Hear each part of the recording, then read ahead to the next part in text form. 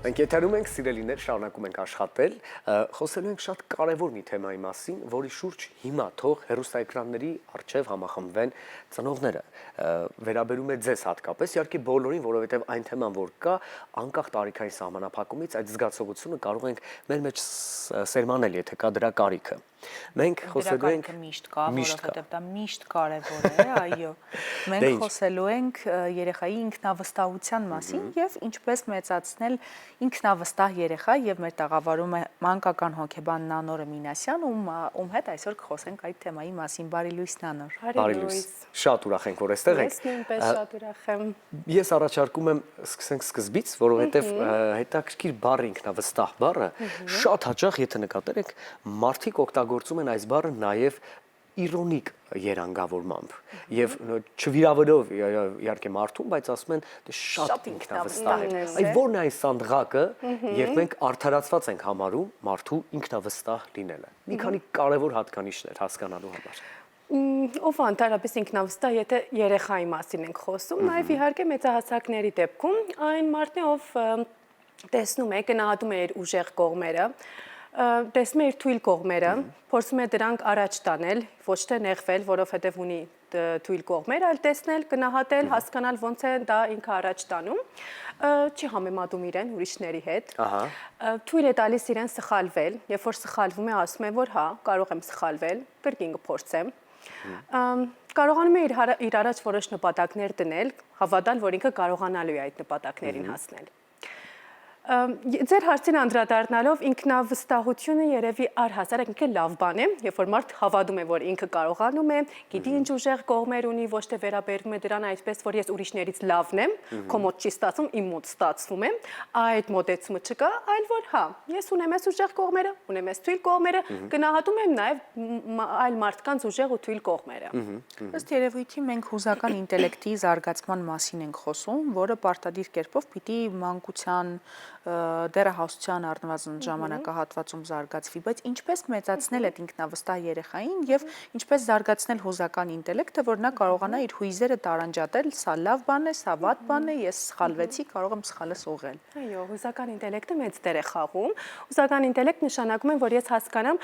ինչ հույզ եմ ունենում այս պահին, գիտակցեմ այդ իմ հույզը, տեսնեմ, կարողանամ հետո նաեւ կառավարել դրան, կարողանամ հասկանալ դիմացի մարդը ինչ հույզ է զգում այդ պահին ու դրա կարողանամ արձագանք տալ։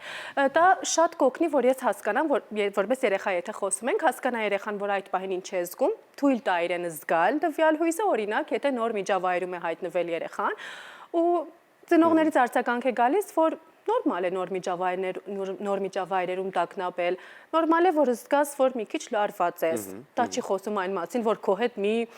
նենց տարօրինակ բան է կատարվում։ Երբ թույլ եք տալիս, որ հույզերը այնտեղ լինեն, այդ թույլտվությունը օգնում է մարդուն կամ երեխային, որպեսզի այդ պահին իրեն ավելի հանգիստ զգա։ Ու երբ հանգիստ եմ իմ հույզի հետ այդ պահին, ավելի հանգիստ եմ զգում ես իմ անձի հետ։ Ու երբ ես իմ անձի հետ եմ հանգիստ եմ կարողանում շփվել այլ մարդկանց հետ։ Հետաքրքիր է, երբ ասում ենք ինչպես մեծացնել ինքնավստահ երեխա։ Ինչ ենք հասկանում, որ այս ամենը երեխաների մեջ պետք է սերմանենք դեռ վաղ մանկության տարիներից,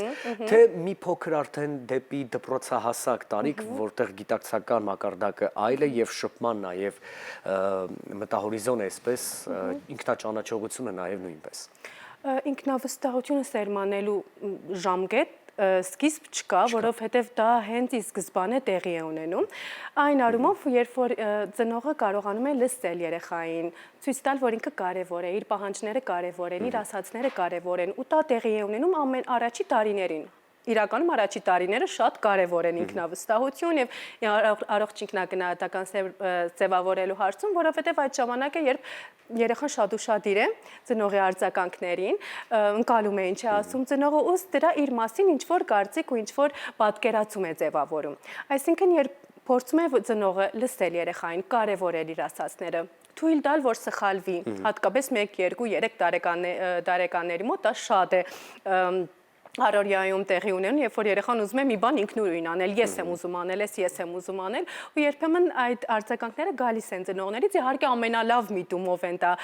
անում ծնողները, որ չէ, ես կանեմ քո փոխարեն, բայց դու մի նեղվի, դու կարողա չկարողանաս։ Սրանք առաջի փորձերն են հենց ինքնավստահություն ձևավորելու հարցով։ Այսինքն, որ այդ փորձերի ժամանակ հենց ի սկզբանե ու շարունակաբար դա սկիզբ ու վերջ չունի այդ process-ը, միշտ շարունակվում է։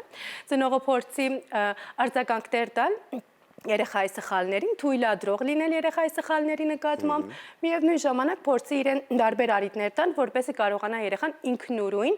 ինչ-որ դրսևորումներ անի, ինքնուրույն հարցեր կարողանա լուծել իր տարիքին վերաբերյալ։ 1 տարեկանը 1-ին, 2-ի 2-ին եւ այսպես շարունակ։ Նանոր, եթե սահմանենք հուզական ինտելեկտը եւ ինքնավստահությունը որպես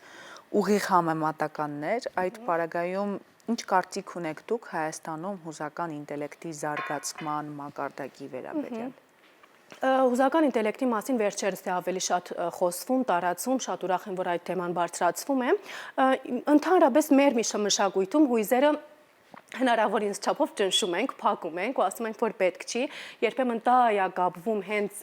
ինքնավստահության հետ, որ ինքնավստահ լինելը դա է, որ պետք չէ զգաս, պետք է փակես ու ցույց տաս, որ ամեն ինչ քո հետ շատ տենց հանգիստ ու լավ է, բայց իրականում այդպես չի։ Հիմա աշխատանք է դարվում, որպեսզի երեխաները ավելի շատ կարողանան տեսնեն, հասկանան իրենց հույզերը, որովհետև վերջում հույզերը շատ մեծ դեր են խաղում, թե մարդ ինչպես է իրեն դրսևորում եւ իր կյանքում եւ միջավայրում եւ ամենտեղ։ Այդպես որ փորձենք ոչ թե ջնշել այդ հույզերը, ասել որ պետք չի զգալ, պետք չի լացել, պետք չի վախենալ, երբ որ դպրոց ես գնում առաջի անգամ, պետք չի վախենալ, որովհետև գնում ես, ասենք, սպորտի, նոր սպորտից էինք խոսում, այլ թույլ տալ, որ այդ վախը այնտեղ լինի, միևնույն ժամանակ հավատալ, որ երեխան դա կարողանալու է հաղթահարել։ Իսկ ինչպես է նկատվում հետաքրքիր է ինքնավստահության պակասը, այսինքն ցուցիչները որոնք են, որ ըստ այդմ ծնողները կարող են որոշել, որ երեխային արդեն հոգեբանի մոտ ուղղորդելու կարիք կա։ Երբ որ երեխան սկսում է շատ իրեն համեմատել ուրիշների հետ, հաճախակի է ասում ես չեմ կարողանում, հաճախակի է քննադատում իր անձը, իր տեսքը, իր կարողությունները, հանգիստ չի զգում շփումների մեջ, հաճախակի լարվածություն եւ դագնապ կա տարբեր միջավայրերում, այս բոլորը նշաններ են, որ գուցե այդտեղ իր անձի հանդեպ, այսինքն վերաբերմունքը իր անձի հանդեպ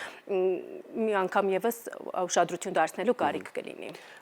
Գիտենք, որ մարդկանց խառնվածքները շատ տարբեր են ի ծնե, դեռ իրենց ծննդյան օրից, իրենց գենետիկան այստեղ արտահայտվում, իրենց տեսակը, խառնվածքը եւ շատ դեռահասներ ունենք, որ նույնիսկ պետք է աշխատենք հակառակ ուղղությամբ զսպելու ինքնավստահությունը եւ համարձակությունը, բայց բոլոր այն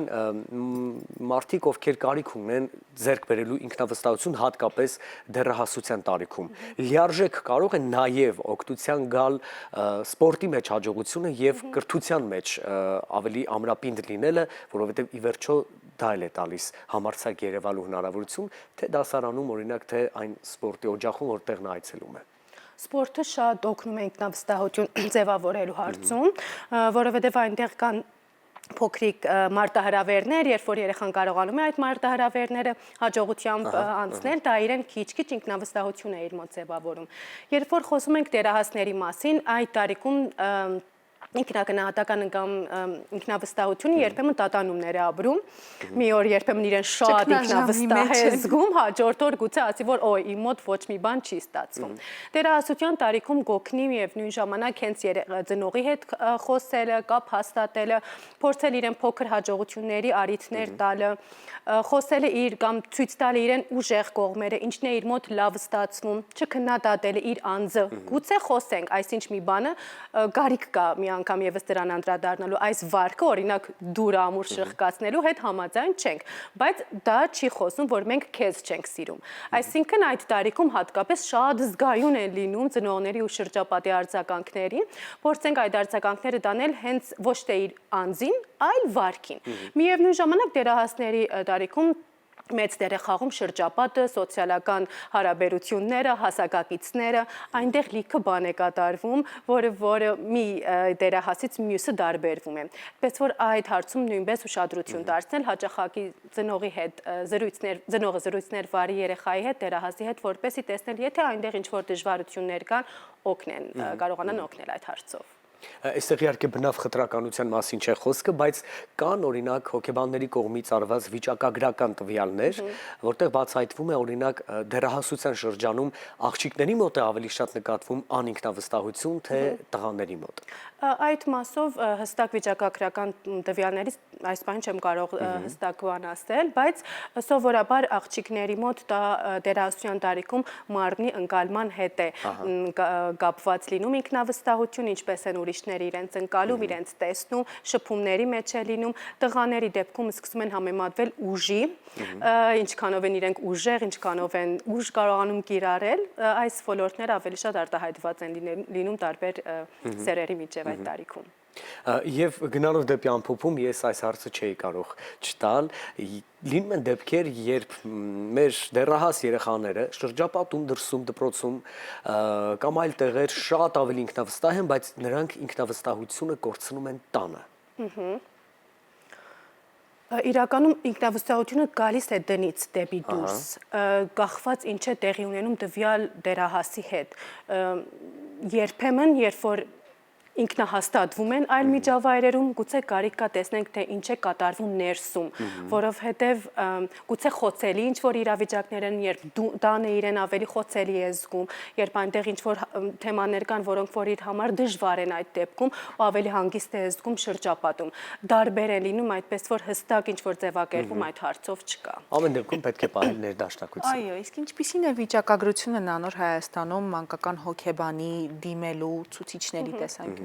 Վիճակագրություն ասելով պահանջի եւ դիմելիությունը գնալով աճում է վերջին տարիներին, հատկապես երեխաների դեպքում, որովհետեւ հաճախակի են դժվարությունների հանդիպում ավելի շատ, քան նախկինում։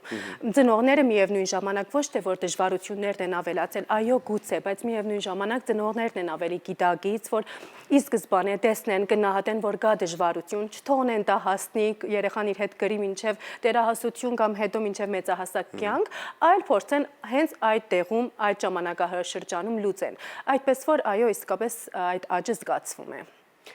Դե ինչ շնորհակալություն ձեզ կարևոր հարցազրույցի համար, հետաքրքիր խորհուրդների համար, որոնք վերաբերում են այն կարևոր սերնդին, որ մեր ապագան են, որոնց վրա մենք պետք է հիմնվենք։ Դեռահասության շրջանը շատ կարևոր է մեզ համար։ Շարժվենք առաջ, վայելենք երաժշտական ռիթմեր, վերադառնանք ու շարունակենք։